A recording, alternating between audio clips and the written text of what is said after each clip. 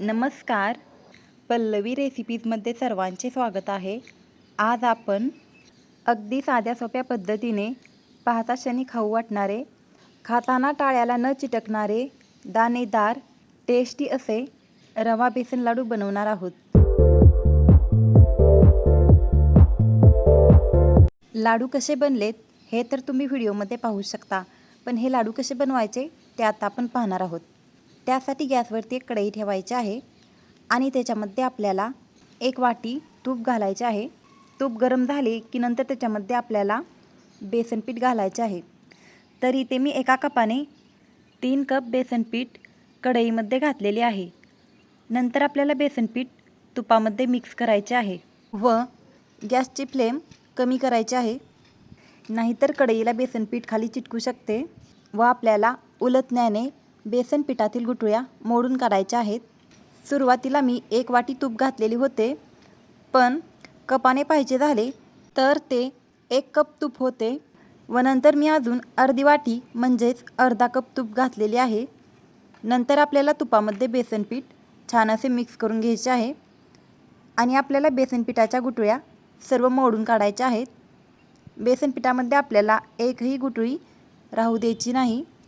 उलटण्याच्या साहाय्याने आपल्याला सर्व गुठळ्या मोडून काढायच्या आहेत व गॅसची फ्लेम आपल्याला कमीच ठेवायची आहे आणि कमी गॅसवरती आपल्याला हे बेसन पीठ भाजून घ्यायचे आहे व बेसन पीठ भाजत असताना आपल्याला ते सतत हलवत राहायचे आहे, म्हणजे ते खाली कढईला चिटकणार नाही. थोडा वेळ झाल्यानंतर मी अजून 3-4 चमचे तूप बेसन पिठामध्ये घातले आणि ते बेसन पिठामध्ये मिक्स करून घेतले. नंतर आपल्याला कमी गॅसवरती बेसन पीठ भाजून घ्यायचे आहे. कमी गॅसवरती आपल्याला बेसन पीठ 10 मिनिटासाठी भाजून घ्यायचे आहे व 10 मिनिटांनी त्याच्यामध्ये आपल्याला रवा घालायचा आहे. रवा घातल्यामुळे बेसन लाडू खाताना टाळ्याला चिटकत नाहीत व ते दाणेदार देखील बनतात. तुम्ही कमी तुपामध्ये देखील रवा बेसन लाडू बनवू शकता. तर इथे मी तुपामध्ये बेसन पीठ छान असे मिक्स करून घेतलेले आहे. कमी गॅसवरती आपल्याला हे बेसन पीठ सतत हलवत 10 मिनिटासाठी भाजून घ्यायचे आहे.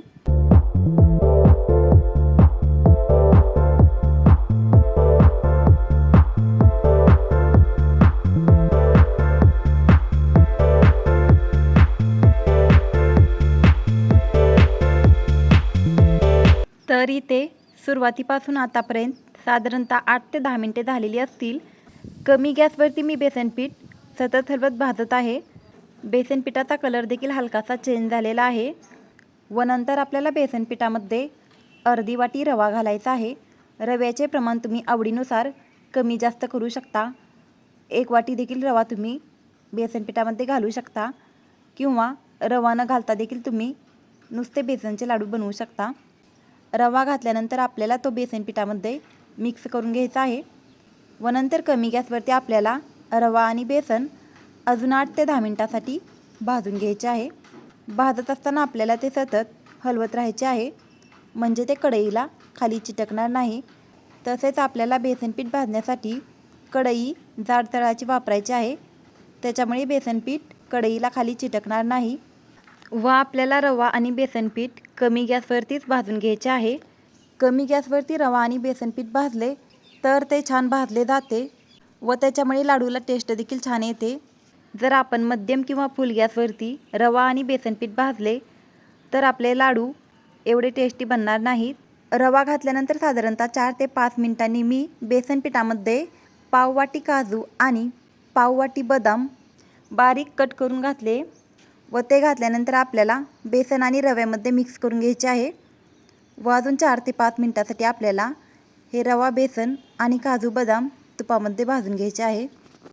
काजू आणि बदाम घालणे पूर्णपणे ऑप्शनल आहे, परंतु लाडूमध्ये काजू आणि बदाम घातल्यामुळे लाडूची टेस्ट देखील छान येते व लहान मुलांना देखील हे लाडू आवडतात. इथे आपले बेसन पीठ छान असे भाजत आलेले आहे. बेसन पिठाला छान असा कलर देखील आलेला आहे. नंतर मी याच्यामध्ये पाव चमचा हळद घातली आणि ती बेसन पिठामध्ये मिक्स करून घेतली. हळद घालणे पण पूर्णपणे ऑप्शनल आहे, परंतु हळद घातल्यामुळे लाडूला छान कलर येतो, यासाठी मी याच्यामध्ये हळद घातलेली आहे. हळद घातल्यानंतर आपल्याला ती बेसन पिठामध्ये मिक्स करून घ्यायची आहे.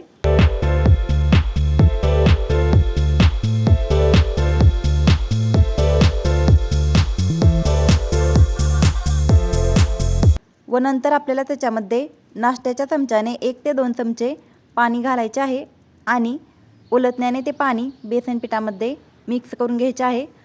असे केल्यामुळे आपले रवा बेसन लाडू छान असे दाणेदार बनतात व खाताना हे लाडू टाळ्याला देखील चिटकत नाहीत।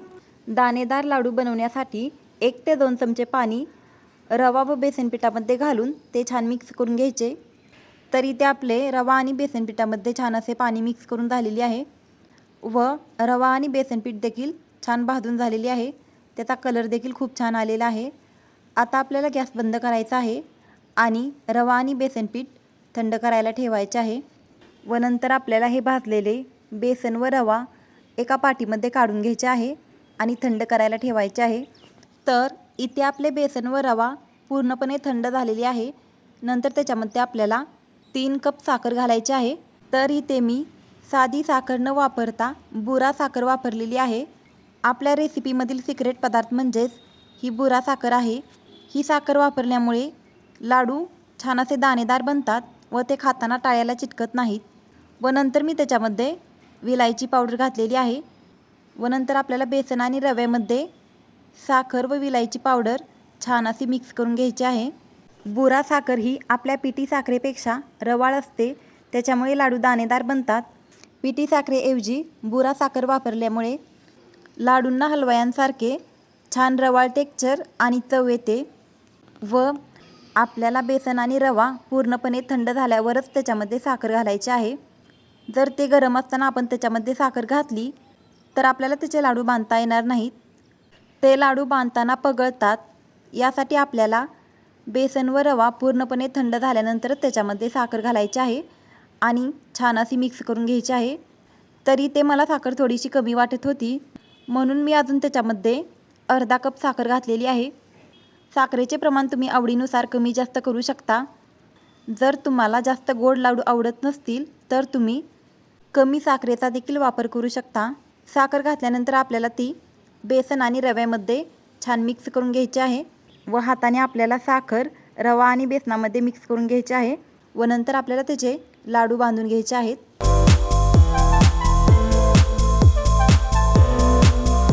व साखर घातल्यामुळे जर बेसनाच्या आणि साखरेच्या गुठळ्या झाल्या असतील तर आपल्याला त्या हाताने छान अशा मोडून काढायच्या आहेत व सर्व मिश्रण एकत्र करायचे आहे व नंतर आपल्याला त्याचे लाडू बांधून घ्यायचे आहेत। आवडेल त्या आकारामध्ये आपल्याला हे बेसन रवा लाडू बांधून घ्यायचे आहेत। व्हिडिओमध्ये दाखवलेल्याप्रमाणे आपल्याला हे बेसन रवा लाडू बांधून घ्यायचे आहेत। आपण याच्यामध्ये काजू आणि बदाम घातल्यामुळे हे लाडू दिसायला देखील छान दिसतात व ह्या लाडूची टेस्ट देखील छान येते। बनवायला अगदी साधे सोपे व खायला खूप टेस्टी लागणारे असे हे बेसन रवा लाडू आहेत। आपल्याला अशा पद्धतीने राहिलेल्या सर्व मिश्रणाचे लाडू बांधून घ्यायचे आहेत। हे लाडू रवाळ आणि टेस्टी बनतात। 1 महिन्यापर्यंत हे लाडू छान राहतात। लाडूला किती छान टेक्स्चर आलेला आहे तुम्ही इथे व्हिडिओमध्ये पाहू शकता। तर इथे आपले सर्व लाडू बांधून झालेले आहेत। पाहता क्षणी खाऊ वाटणारे असे हे दाणेदार व टेस्टी बेसन रवा लाडू इथे आपले बनून तयार झालेले आहेत।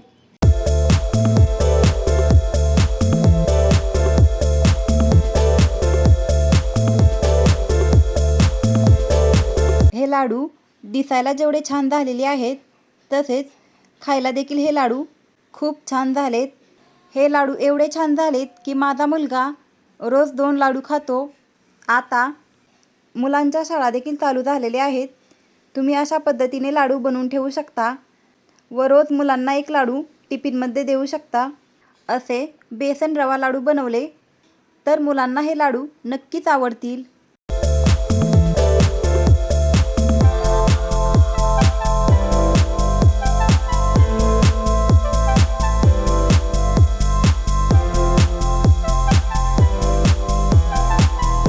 तुम्हाला हे बेसन रवा लाडू आवडले का ते कमेंट करून नक्की सांगा। व्हिडिओ आवडला असेल तर व्हिडिओला एक लाईक करा व चॅनलवरती जर नवीन असाल तर आपल्या चॅनलला सबस्क्राईब करा। धन्यवाद।